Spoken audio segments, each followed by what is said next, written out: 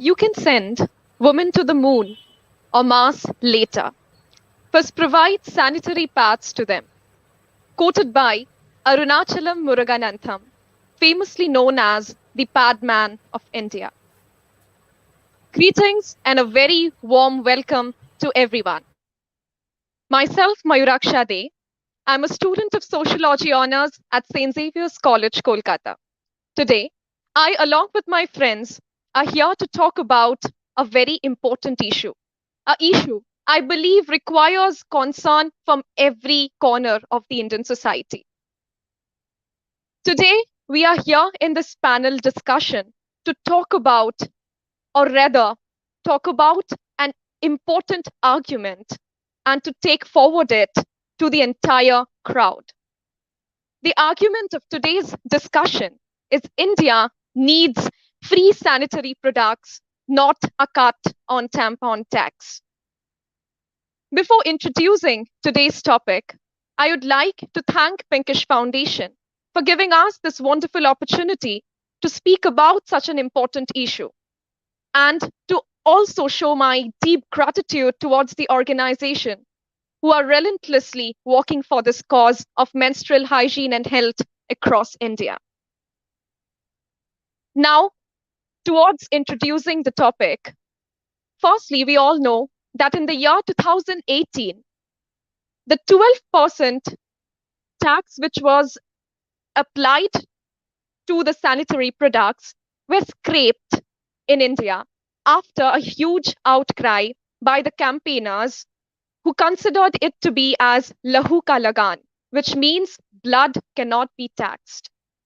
After that, the imposition which was made by the goods and service tax was scraped, and finally, we considered the sanitary products to be as tax-free in our country. But does that make any difference? Does the huge outcry around menstruation and menstrual hygiene had any difference in the country where still we face a huge sort of menstrual poverty?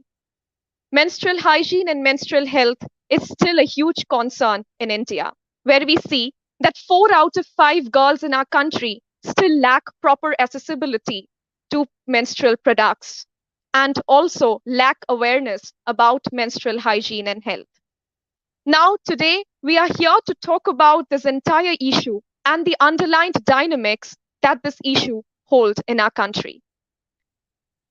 Now, moving forward with today's round of discussion, our first speaker for today is Ananya Dalal from Delhi. Hello everybody. My name is Ananya Dalal. I'm a student of BCom Honors at University of Delhi. First of all, I want to extend my heartfelt gratitude towards Pinkish Foundation and for providing us this opportunity to put forward our views over the topic of crucial importance, which is India needs free sanitary products, not a cut on tampon taxes. Let's begin with the obvious. Once each month, almost every woman gets a period. She doesn't get a say in this. She doesn't actively look forward to it, yet it happens.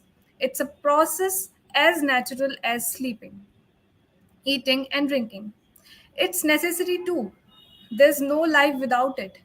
Yet most of us are hesitant in even talking about it and keep brushing it under the carpet. Welcome to Progressive India, where essential items like sindoor, bindis, and bangles were not taxed at all, but sanitary pads were taxed at 12% under the goods and services tax regime. This one particular thing proves that in India, women is rewarded in marriage, not in health. Taxing menstruating women is like taxing women for being women. In India, when girls start menstruating, they don't just begin a journey of silence and dread. They embark on a battle against the stigma associated with bleeding. Then there's the period. Periods hurt, they cause backaches and cramps. Periods can be a terrible hassle. Yet, instead of being counted as necessities, sanitary napkins are counted as luxury products in India. This would be funny if it wasn't so infuriating. It was the unfairness of it all that impelled Sushmita Dev, an MP from Assam, to start an online petition on change.org demanding government make sanitary pads tax-free. In 2018, after months of campaigning, the tax on the sanitary pads in India was removed, which was set at 12% under the Goods and Services Act. It was argued that this would enable more girls to continue schools as periods become one of the primary reasons for girls to drop out of school. This was a welcoming step in a country like India, where 4 out of 5 women do not have access to sanitary products. Tax free sanitary products will bring some relief in accessing these products. But my question is, why women always needs to ask for it? Ask for a basic right which she already deserves in the first place. But it does not at all change the fact that a decision to continue taxing menstrual hygiene products when it could have been avoided by the finance ministry while they were working on the slab is a sad thing. According to Dev's petition, only about 12% of the 355 million women in India use sanitary napkins. Shockingly, over 88% of women resort to unsanitary use of sanitary pads and tampons every year. This is a shocking fact that women use Ananya, are you there? unsanitary and unhealthy products. Your voice is lacking, Ananya. Are you there? Please unmute and mute yourself once again.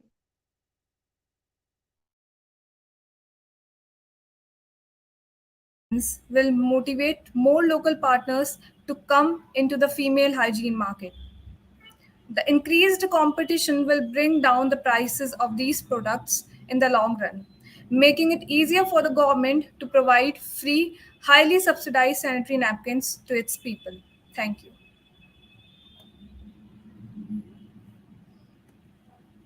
Thank you so much, Ananya, for giving us the details and the minute subtleties regarding the condition of menstruation and menstrual hygiene in our country. Hopefully, also the rate of dropouts. We know that though there has been a lot of changes at the rate, but we know that still there are thousands of girls every year facing this and also dropping out of school just because they are having their first menstruation. So, taking this forward, we have the next speaker for today, Kaushal Singh from Maharashtra. Here's requesting Kaushal to please speak on it.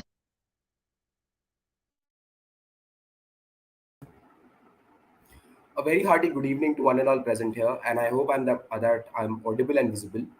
Now, when we look at this particular entire issue and we begin from the start, this entire issue of goods and services tax came into the Indian lingo or Indian political lingo in 2013 when the first draft for the goods and services tax is created. At that point of time, the government of the day had decided a tax of 18%, which too was not borne well by many members of the government as well as of the civil society, including women-led NGOs and a lot of entrepreneurs. When the Goods and Services Tax actually got implemented in form of the Goods and Services Tax Act on 1st July 2016, we at that point of time again created a slab of luxury by adding all sanitary products, including sanitary pads and tampons, in the slab of 12%, which was applicable to utterly luxurious products. Now, what does this particular mindset back in 2016 and even before that in 2013 describe? It shows a categorical, feudal, and misogynist mindset with which our policymakers were working. It took the civil society to create some amount of outrage and pressure in good sense with the government, and the government to realize, the government of the day to realize, and by the time we slid into 2017-18, we had removed all forms of taxation on all three majority sanitary products, which include sanitary pads, tampons, and menstrual cups.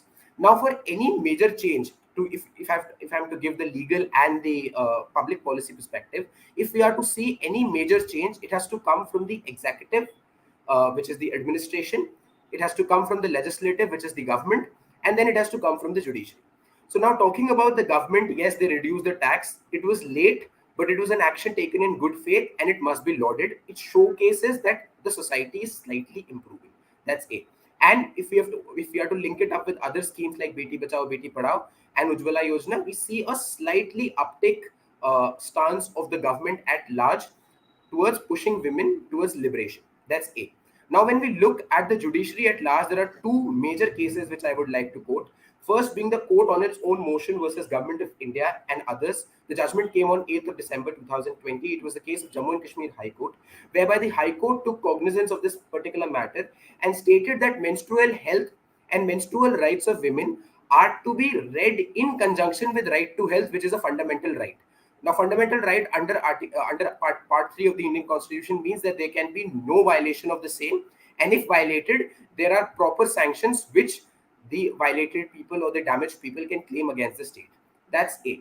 The court also told the government of the day to create awareness about menstrual health and unbox the stigma which revolves around the menstrual health, especially in teenager and adolescent groups, which showcases that we also have created our vulnerable group and our target group where we need to have a targeted scheme developed by the government. The second case here is to be noted is Women Advocates Association versus the state of Tamil Nadu. This judgment came way back in 25th November 2016, and it was also considered as one of the precursors to the government's decision of removing the taxes on sanitary products. That particular judgment stated was a order given to the government health department of the state of Tamil Nadu, whereby menstrual health of adolescent girls, particularly in rural and tribal areas, they need to be maintained. There need to be orders passed in their favor, and it is the government's responsibility for felicitation. So what are we trying to do? We are trying to create a welfare state approach whereby the state is taking the upper hand both at the state and the central level, is being guided by the judiciary, which is being aided and abetted by the citizenry, active citizenry, aware citizenry, that yes, this has to be done. Now, another thing which has to be taken into consideration apart from these judgments is that what should be the approach. Now, when we are to go with a business mind approach, and a lot of people here I think are going to talk about it, how to bring about other stakeholders on this platform. The perfect place or the perfect source to do that is that post the COVID-19 pandemic, there were two dedicated subcommittees of the Niti Aayog, which is the National Institute for Transforming India. Aayog was created. One was the Economic Advisory Council. It has been working since 2015. The other was a dedicated committee specifically dedicated to health and to increase the standard of health infrastructure in India. Now, these committees are to be mixed.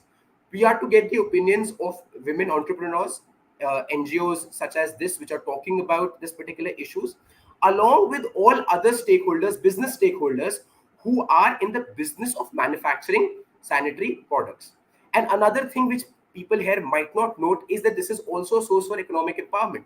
If you are to link it up with the government's schemes of Make in India, Make for India, all of that stuff, then you also have a ready-made economic framework along with an aware citizenry, which can push the government to create a free to create a space where all sanitary products are free and period poverty is getting selectively targeted. And a simple approach for that is that all medicinal firms or all pharmaceuticals which are involved in this particular business, they need to be brought in as stakeholders, and a blanket order under the Companies Act of 2013 needs to be given that their 2% CSR, which totally, if we can come up to a lump sum amount, would come to 1500 to 1700 crore, that has to be dedicated towards eradication of period poverty.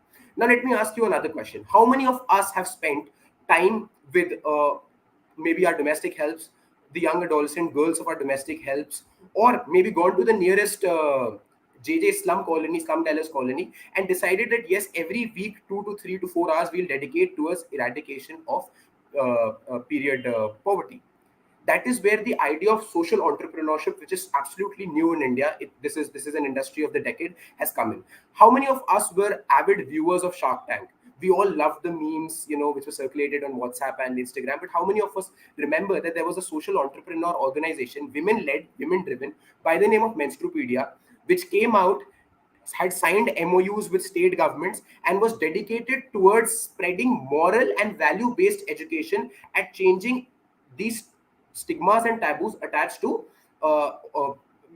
menstrual health. That again showcases that we need a 21st century approach.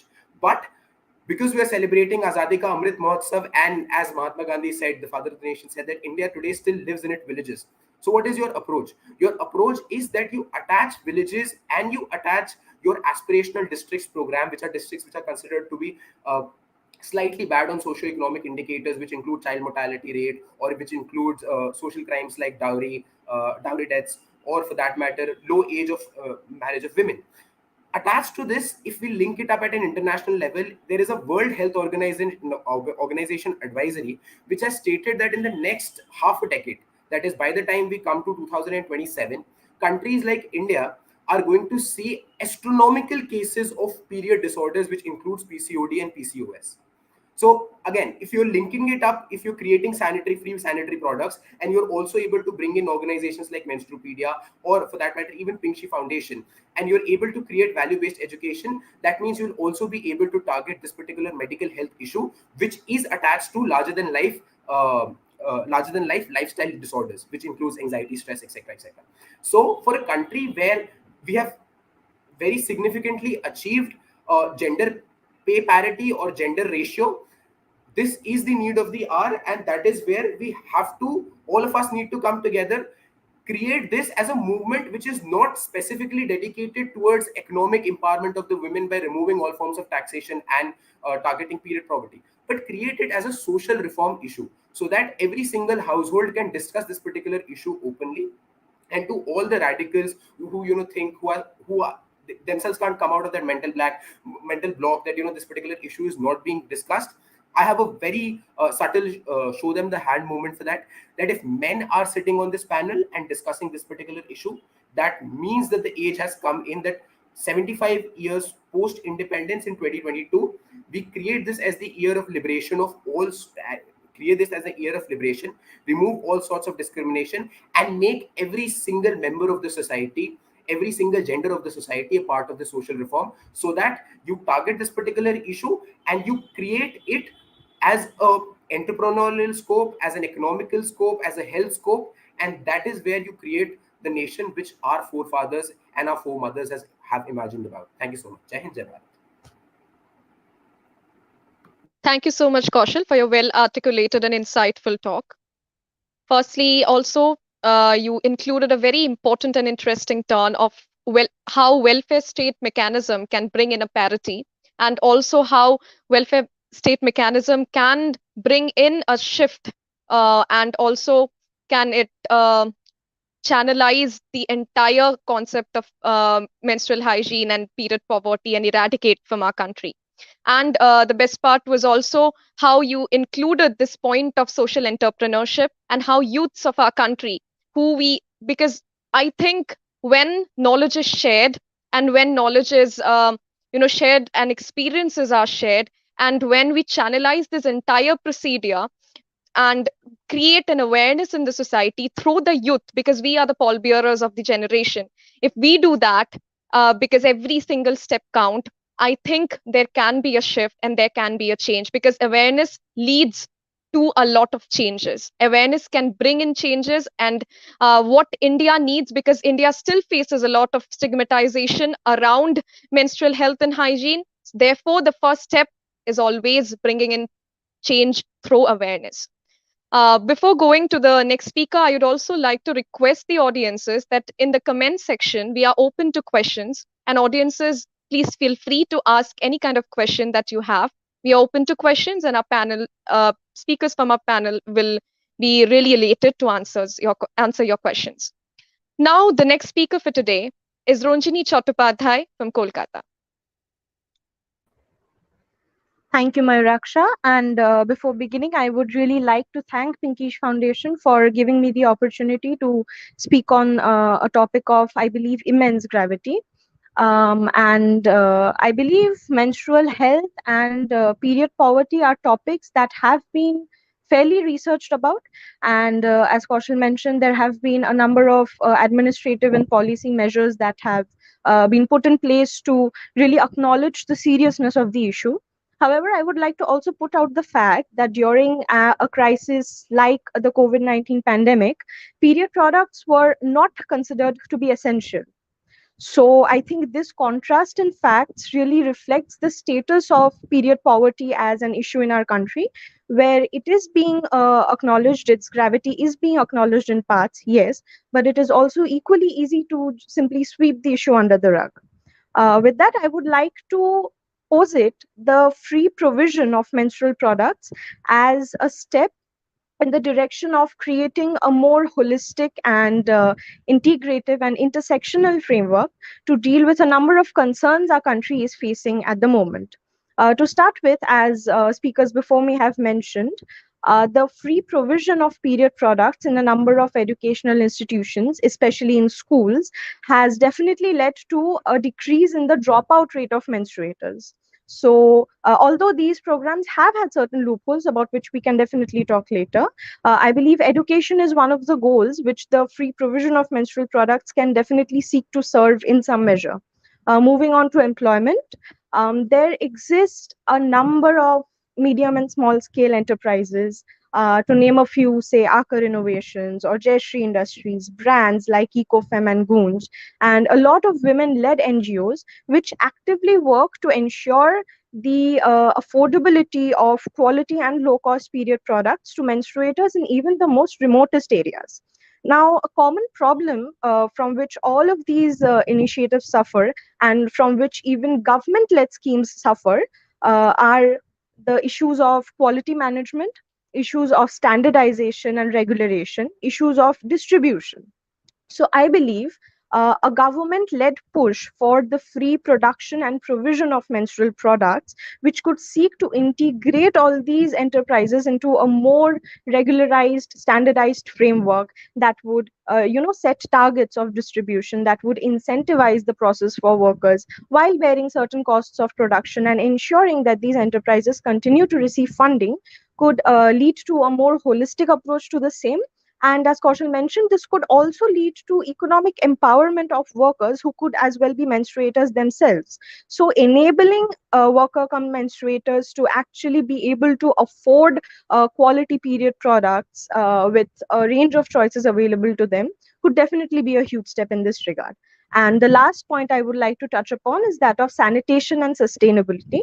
Now, sanitation as a topic or the issue of menstrual waste and disposal of the same, I believe is something that is not given as much importance as the provision of menstrual products in our country's menstrual health management policies. So, menstrual waste creates huge hazards, huge problems for a country which is already dealing with a lot of pollution. And I think introducing sustainability in this framework could really be a game changer. Sustainability in the sense, if the government is stepping in, if it indeed does step in to ensure the free provision of menstrual products to menstruators, introducing sustainable period products, making them free, making products like menstrual cups and reusable cloth pads free for menstruators could be a huge step in A, solving the problem of menstrual waste, and B, from a very utilitarian perspective, also reducing the effective cost of the whole program. Because unlike disposable products, which have to be provided at regular intervals, one sustainable period product can go a long way. And therefore, keeping all these points in mind, I think a better case for the free provision of period products could not be made. Thank you so much. Thank you so much, Ronjani. Firstly, I believe that the way you talked about that how in case of natural calamities, in case of health hazards, most of the time we see that in India, uh, the menstrual products have always been sidelined. They have not been, uh, you know, considered to be as essential items as the food items in our country. Basically, I still remember an instance when a few years back when Assam was hit with flood. At that period of time, all the NGOs and the organizations were fighting uh, to give the people or the village areas which were hit by the flood to provide them with menstrual products, because yes, at that time it was already high rate of inflation. With that, these people were facing extreme period poverty. They couldn't even buy rice, and let it the menstrual product, it was a dream for them at that period of time. So I think in the situations of natural calamities and health hazards, this is much more a need. Menstrual products and menstrual health and hygiene is much more a need. And at that period of time, I think it showcased the reality of the situation, and also how these products are sidelined. And also the fact that you introduced this concept of sustainable menstrual product. I think there's a wonderful foundation which is working towards reusable pad is Bala Foundation. It is considering menstrual product and menstrual pads to be sustainable, and so that it can be reused more often, and so that there can be a huge uh, uh, cutting of cost, basically. So moving forward again to the round of discussion that we are having, the next speaker for today is Ashish Shahuji from Maharashtra. Good evening, all. I hope I'm quite well audible and visible to all of you. And to begin with my remark, I would like to thank Pinkish Foundation for bringing up these panels and inviting, as Kaushal rightly said, two guys on the same panel who's discussing about menstruation. This goes to shows that we are already approaching it in a positive way or approaching it in a very constructive way. And as rightly said by Ananya and Kaushal in their opening remarks, we have moved on from cutting the taxes on period period products or the menstrual products from 18%. We have brought it to 5% first, and eventually we scrapped it. But addressing the topic today, why we need it from free, I'll introduce myself. That I have been working with dairy societies and the tribal women working in the dairy business. And from my experience of working with one such self-help group in the northern Maharashtra, which was more of a tribal area, I would like to bring in some insights from my learning from there.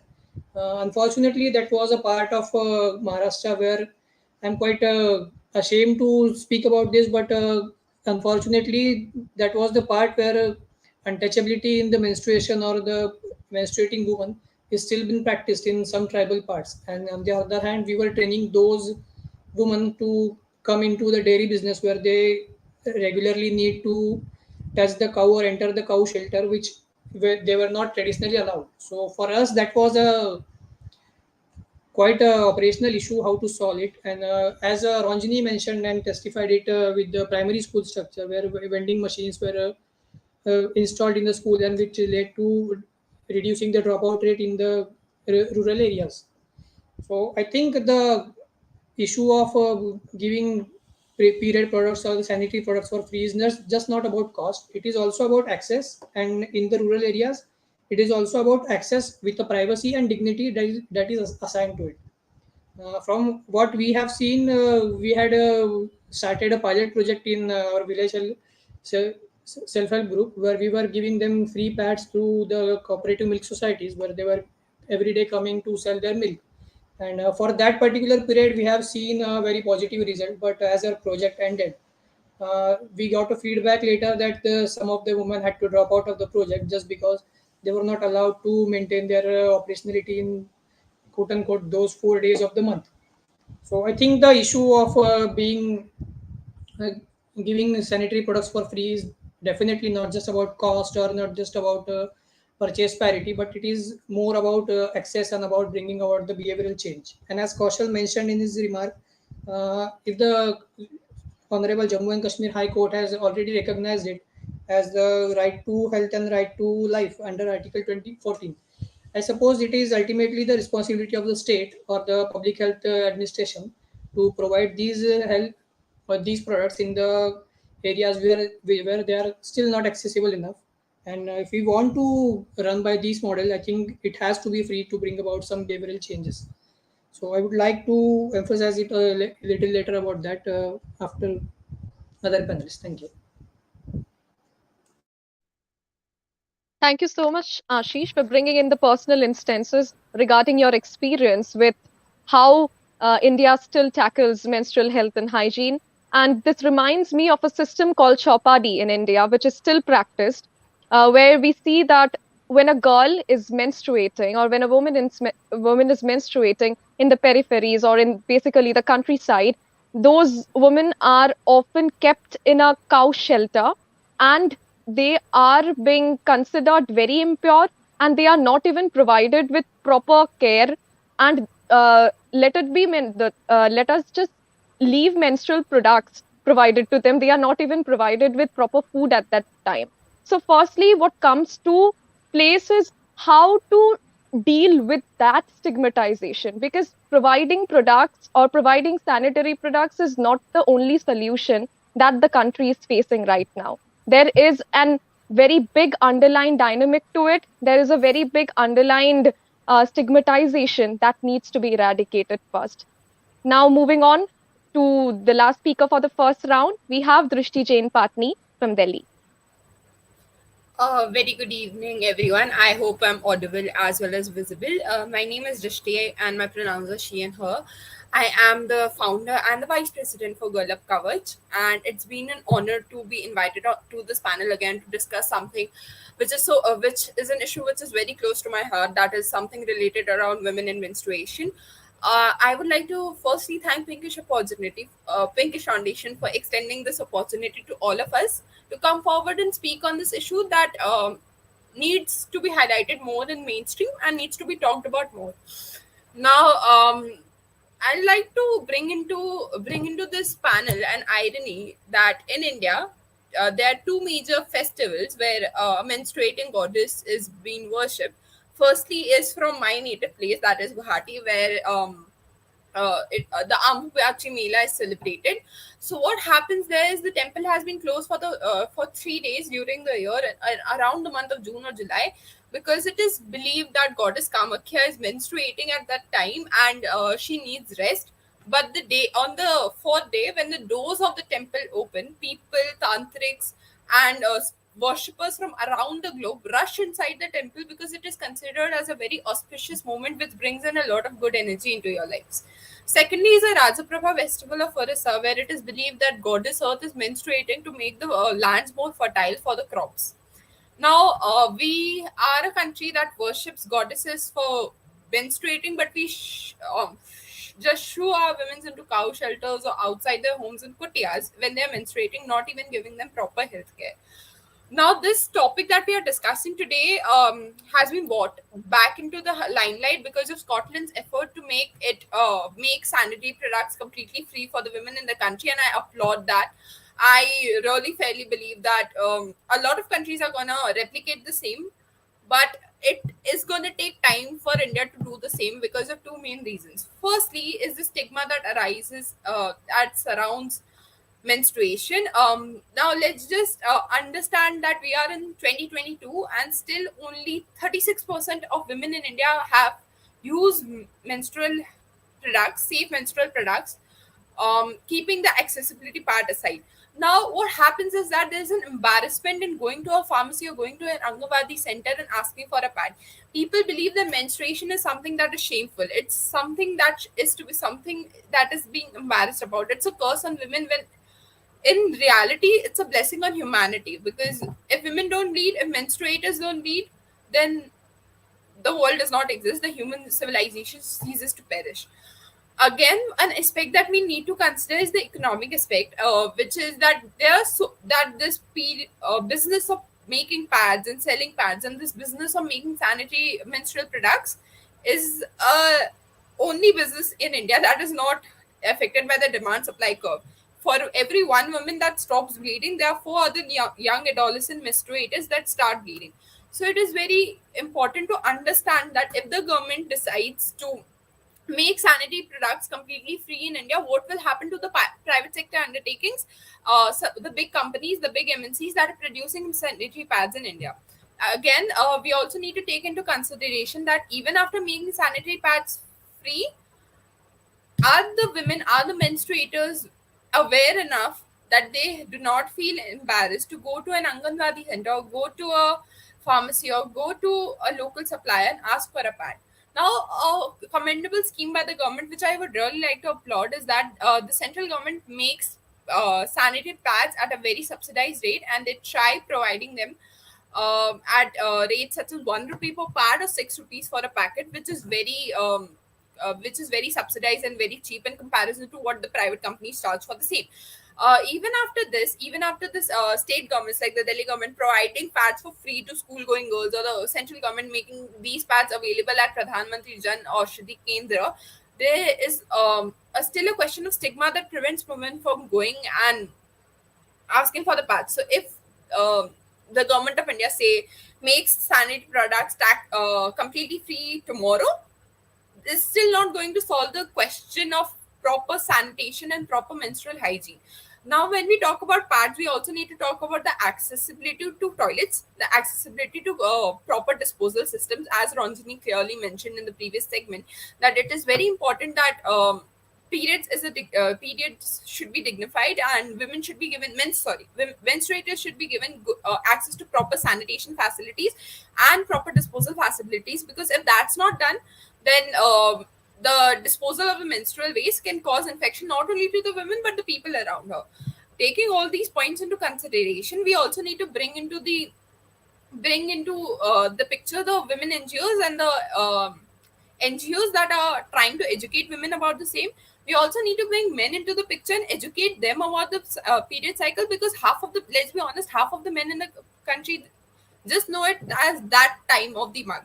They don't really know what a woman goes through during these 4 days. They don't really know what happens inside a woman's body. They are not even made educated about why this is happening sometimes. So it is very important to start working on the grassroots level, bring into question the NGOs, bring into the picture student led organizations and even government led small organizations that work on ground root level with women, with menstruators, awareing them about what this entire phenomena is, and ensuring that people do not see it from a lens of embarrassment. That's all from my side. I'm really looking forward to this panel going ahead and discussing this issue in more depth. Again, a very, very warm thank you to Pinkish Foundation for extending this opportunity to me to talk about a subject which is so close to my heart. Thank you so much.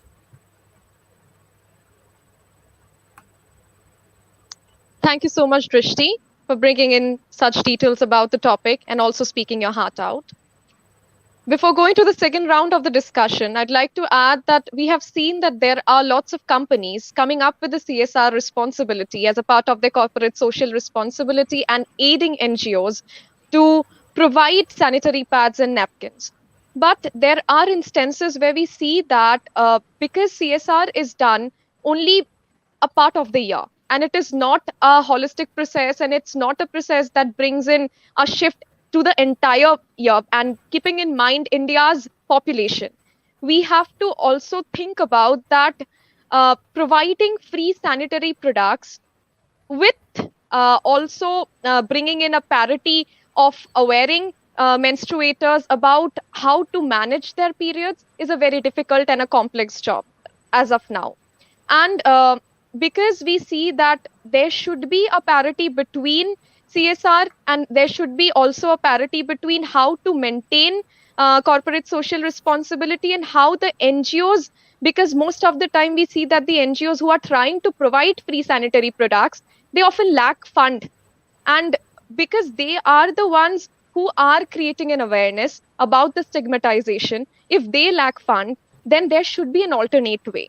So how to bring this utopian dream of providing sanitary products free of cost into reality, because this thought is some at times lacks rationality, because we have seen that there are a lots of private sector enterprises being profited by producing sanitary products, as mentioned by my dear panelist. So how to bring in a parity between providing sanitary products and also creating an awareness in a country like India, which already faces lots of taboos and myths in and around the topic of menstruation. So this is where we have the main concern and the main centripetal force point, and how to move forward with it is the round that we'll be taking forward in the second round of our discussion. Raksha, I think that's a very pertinent point that you raised. And my answer to the problem that you posed in how to bring a parity between creating awareness and actually bringing in policy measures would be one of the measures could be generating more and more data to raise more funding for research in these cases on topics of menstrual health, on period poverty, and to generate more data about the patterns and trends of demand and consumption even in the most remote of areas. What this could do simultaneously is get people talking about issues of menstruation, to get academic work, scholarly work done on this issue, and at the same time, of course, facilitate the formulation of public policy in this regard. And as you and I think Ashish rightly mentioned, the issue of menstrual health and the free provision of period products is not just one of affordability or availability, but it is also one of accessibility. And that accessibility cannot come about unless and until we remove this veil of stigma that surrounds the issue.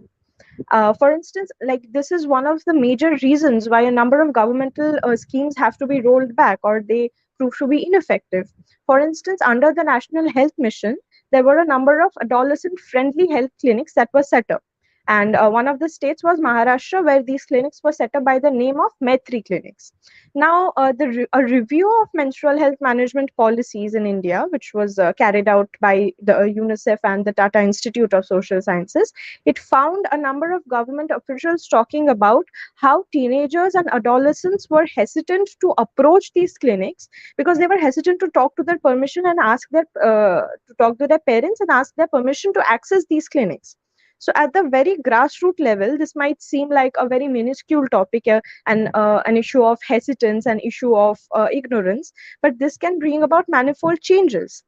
And also, I believe when talking about stigma and the need for awareness, I think there is a dire need to expand the concept of the menstruator. It is not just a woman who menstruates. Any person with a uterus, no matter what their gender identity might be, menstruates, and it is high time that we take their needs into account while formulating policy or even raising awareness.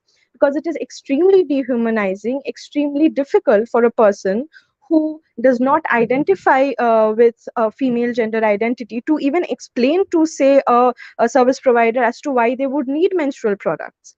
And when we talk about bringing their perspective in with respect to public policy, in comes the entire question of a person having to certify their gender in order to be a beneficiary of the project.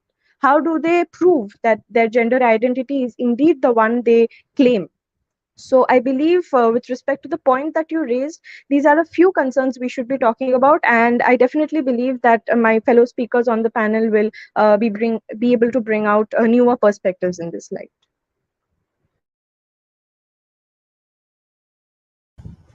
I would like to very rightly point out what Ranjini just mentioned about hesitance with Maitri Clinic, that parents and rural communities were more hesitant towards sending their teenagers into Maitri Clinic and raise the awareness. So, as far as the awareness is concerned, I think many of us will surely talk about inculcating sex education or the to eradicate period poverty, the education around menstruation in our primary syllabus. But before doing that, can I ask one simple question on this panel today? That when a public advertisement or a commercial advertisement on the TV is coming about a menstrual product, why we are showing it in a blue color? These are the stigmas that have been so deep rooted in our mind that we are still afraid to show it in the red color, where we all know it is blood and the blood is red.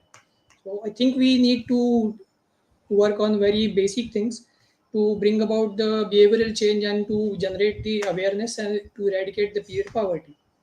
Like rightly mentioned by all of us, we have so many models to generate the supply of sanitary products which can be distributed freely in the community without incurring any cost or taxing any cost on the end user. We can go through CSR, we can go to public-private partnership, or as a public infrastructure system, even state can take the responsibility of it. But the basic issue still arises that if the rural communities or the marginal communities are ready to use those products, even if we are say, sending them free, if we are distributing them free, and we are not creating an awareness on the other side, will that be of a use? So I think we can use economic tool to bring about those behavioral changes, where we should contrarily raise the stake for the family or for the community, where a menstruating woman, if she is sitting in the inside the houses, or sadly mentioned by Mayuraksha, in some communities they have to stay outside the homes. So if that is being still practiced, because it is often no value for them if a woman is sitting outside the home for 4 days straight in a month. But on the contrary, if we bring about those women into economy, if we bring about them into workforce, then the counter stake for the family and for the community would rise higher, where it would be impossible for them to keep that woman out of operations, out of economic activity that she is engaging. And that would, I think, slow and steadily create a mindset of using sanitary products and working in a day-to-day activity and normalizing the period or the menstruation. With which I think I would like to conclude today with a vote of thanks for giving me this opportunity to bring about my small experience of working with rural communities and dealing with the issues of mental health in such a nice platform. And I would like to congratulate Pinkish Foundation for bringing such healthy discussions to the world. Thank you. I'll just like to take some of the Ashish's points forward if I'm allowed to do so. So, as I stressed before, that it is very important to firstly destigmatize periods and remove the taboos around it before we make sanitary products properly, completely free.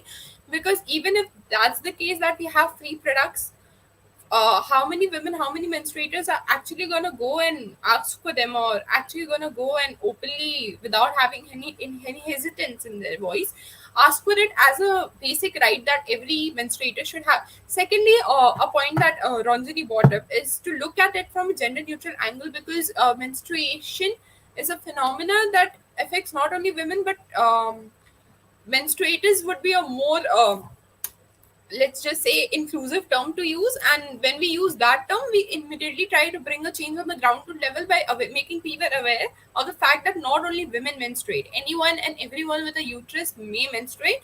And we need to also, like Ashish again said, it is very important to inculcate sex education on the ground level, because if we have sex education in our middle schools and high schools, it would solve a lot of problems that arise under gender-based discrimination, gender-based violence, and gender-based health disparities. Again, while making policies about women's bodies, or while making policies around menstruation, it is important to have women on the panel and have their say, rather than men making policies about women's bodies, which is very bizarre because they actually do not know what's happening inside. Again, an important point is that do not exclude men from the complete discussion. Try to inculcate them, negotiate with them, make them a participant in the process. Because let's again say we cannot uplift the 50% of the population without the contribution of the remaining 50% of the population.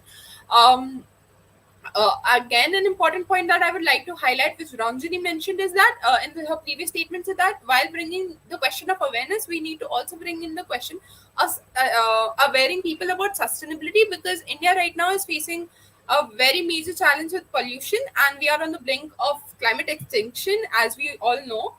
It is very important that we bring in awareness, while also awareing people around India about how important it is to have sustainable periods, and how important it is to talk about periods more. And firstly, destigmatize as I said, destigmatize the taboos, destigmatize the stigmas, and then we'll talk about making sanitary products free. But that does not mean we should not have sanitary products free. Subsidized rates, very good, but first destigmatize the entire process, and then um, we need to talk. The government needs to talk about making everything free. Thank you so much. So, taking further with Drishti, Ashish, and Ranjani, as everything has been taken care of and everything has been covered, I would like to give some insight into menstrual hygiene management program, which should be introduced and should be properly planned, strategized, and implemented to deal with the problem of menstrual hygiene. So it was introduced under national guidelines on menstrual hygiene under the Swachh Bharat mission, uh, in which government was looking at spreading awareness and removing the taboo around menstruation. Though the efforts on paper were commendable, the implementation of these schemes always remains a problem. So, if we talk about menstrual hygiene, access to menstrual hygiene product is key to safe menstrual hygiene management that promotes dignity and health for women and girls all over the world. So, menstrual hygiene management has implications for labor market functioning, schooling outcomes, social well being, and ultimately the economy. The social and economic barriers faced by women and girls have inspired an effort to reduce or remove taxes on these products to increase affordability, expand the number of women and girls who have access to them, and ultimately advance gender equity. Numerous countries like in Europe and Africa and elsewhere have already removed MH product taxes and organized free distribution of MH products to vulnerable population. No, it's not just the most popular brands that produce sanitary napkins, but a large variety of lesser known brands and people who have been devising ways to make cheaper pads and ensure better accessibility should be able to come into picture.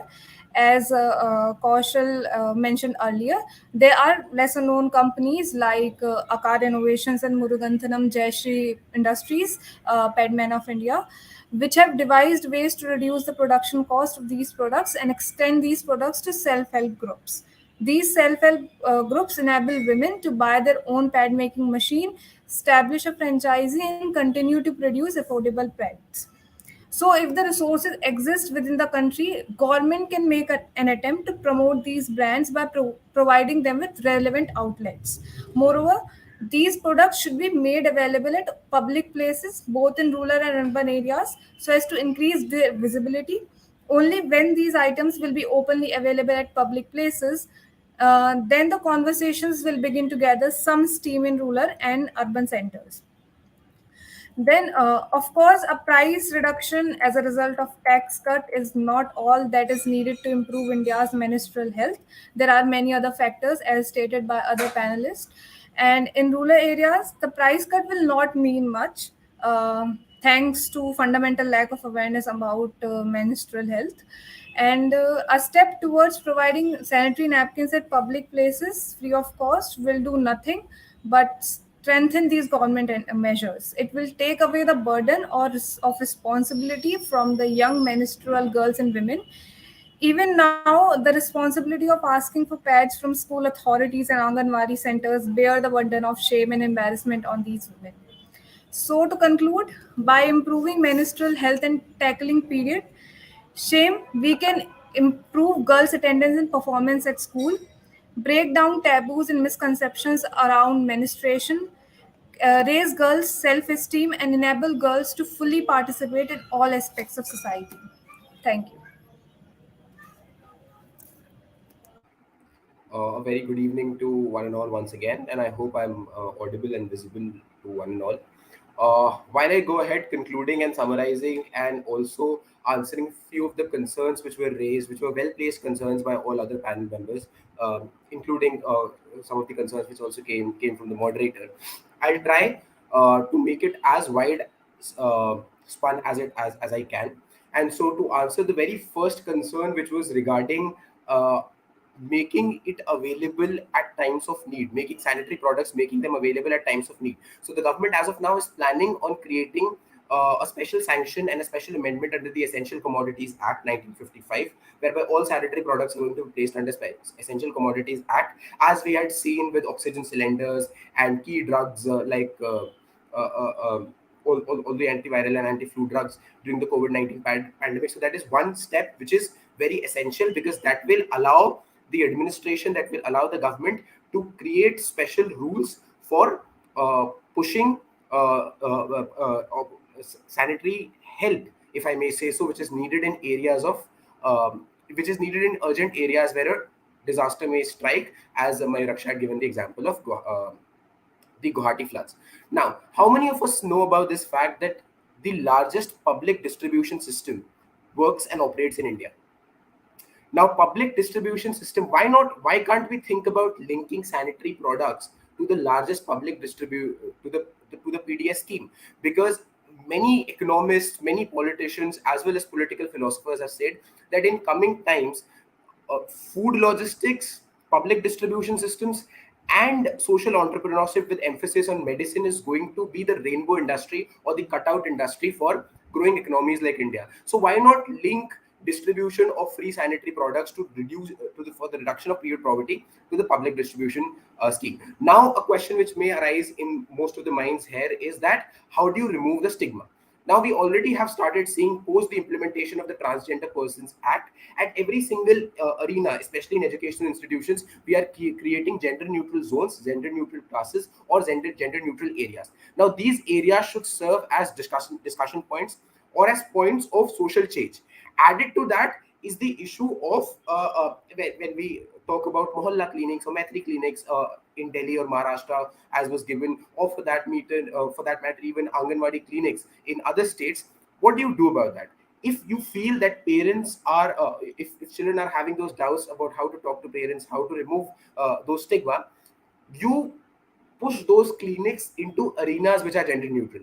So if suppose you have gender dedicated schools, or if suppose you have places which are absolutely free from any forms of stigma, which might include the block developmental of BDO's office or the Panchayat Bhavan's office, you shift them to these places so that it creates a generalization and leads to a destigmatization.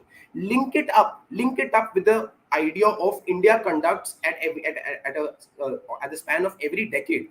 We measure our decadal growth through the largest census which is ever conducted all across the world. So why not use that census supply chain, or for that matter, the supply census logistics, to analyze the data, to have a pinpointed analysis of where we are lacking, where we need more polishing of the supply chain logistics, and then bring in the private sector if your government sector policies are not working, as had been stated by pointing out the poor qualities of sanitary products which were being supplied through Anganwadis or the National Health Scheme missions. In addition to that, we need to take into consideration that if we talk about India as a whole, we have planned on making India the Vishwaguru by 2050. So why not bring about this as not as an India-centric movement, but as a sub-regional, as a sub-national movement? And we started with your neighborhood. We all of us would be hearing about the worst floods ever seen by the civilization of the human mankind happening next door in Pakistan itself. Why not test your policies at an international level, starting from there itself, and then create international sanctions, as Ananya mentioned about regions which need special care in the Middle East or in Africa, and India leads the way. To link it up to a very famous quote which I believe in, when in 2015 2016 the Canadian Prime Minister Justin Trudeau created a gender neutral cabinet. By the way, India too is headed in that direction by creating the highest number of women cabinet ministers and the largest number of women MPs since independence. So when Justin Trudeau was asked a question on why do you need a gender neutral cabinet now, back then in 2015, his simple one line answer was that we are in 2015 and we are going to move in 2016. So today we are in 2022. In coming 3 to 4 months, we'll be moving into 2023. And now is the time that we create this particular social change, both at the national and at an international level, and not merely make it about business cycle, but also make it a larger than life social issue, so that everyone can become a stakeholder in this particular issue and resolve it at the earliest. Thank you so much. Thank you so much, Kaushal, and thank you so much for my fellow uh, mates. You have brought in such wonderful and insightful vision regarding this entire dynamic of menstruation and menstrual hygiene. And firstly, concluding today's session, the first thing that came in our mind is India as a country not only needs free sanitary products, but along with free sanitary products, it requires a knowledge based, which is basically creating awareness, eradicating stigmatization, and also holding a ground where we can have a free discussion about menstruation, like that we had today. So it is basically very enchanting and also overwhelming talk session to have about menstruation. And basically, concluding today's entire session, I would also like to mention that if menstruation is a natural phenomenon, that sanitary products are not something which should be sidelined, it is a necessity. And if it is a necessity, agar zaruri hai, to why consider it as apavitra? This is the most important concern that should be bought into. This is a zarurat, this is a necessity. And therefore, India needs to bridge this gap of considering menstrual products as something which is sidelined something which is not given as importance as it requires. But this entire chain of thought should be brought and channelized into a fourfold plan, and also the entire process should be channelized in a manner so that we have a rational vision of not only bringing in the stakeholders into consideration, but also the people who are the menstruators into consideration. So, therefore, concluding today's entire session with a thought that we will be able to bring a parity between the stigmatization of menstruation and also creating sanitary napkins and sanitary products to be free of cost for the women and the menstruators of our country. So, with that, I would like to end today's discussion by thanking my fellow mates and also thanking Pinkish Foundation for giving us this wonderful opportunity to speak out our heart and also to raise our voice regarding such an important issue. I would also like to thank Director of PinkTalk, Ruchi Jain ma'am, and also our mentor, Aninita Chaudhary ma'am, for constantly supporting us in this entire process of preparing for the discussion. Thank you so much again. Jai Hind, Jai Bharat.